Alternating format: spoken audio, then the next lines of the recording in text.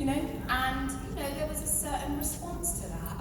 And I did not take kindly to that response. Yes. So yeah, we bonded pretty. So it was very quick, like, hey, no, yeah, protective thing over each other. Exactly. So exactly, and it felt very. It suddenly. I mean, I was so grateful to have Nat join us and forever, and I think that just like very quickly. It was like, oh, we're in it. These are long days. Yeah. We're getting into it. There's a lot of people here, and I think we just. Yeah, we straight away straight away I felt very like, oh, someone's on my back. Right.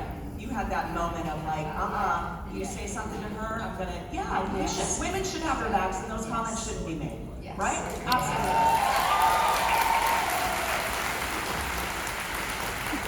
What about the female roles and how that has evolved? Because that's one of the questions that Brandon Pena, we talked about that. Obviously very male dominated when both of you came in, and the way you were treated in the beginning, the way you were treated, and so it had to come across. It was part of the storyline. It had to.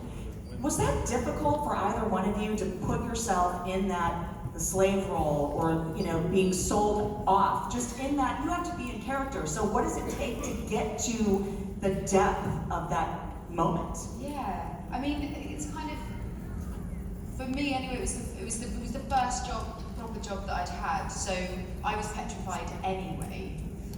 So I think inhabiting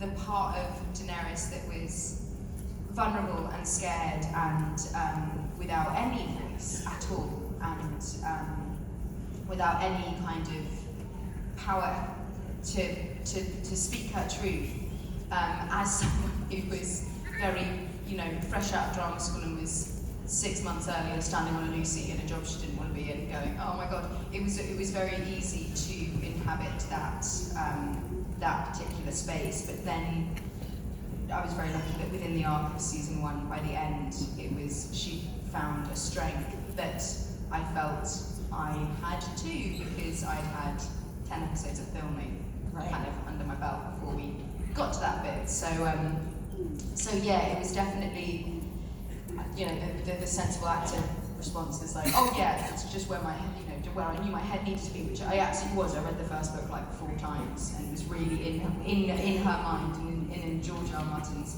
head with regards to kind of what the material was for the first book. But most of it was my own fear, I think. So it's quite easy to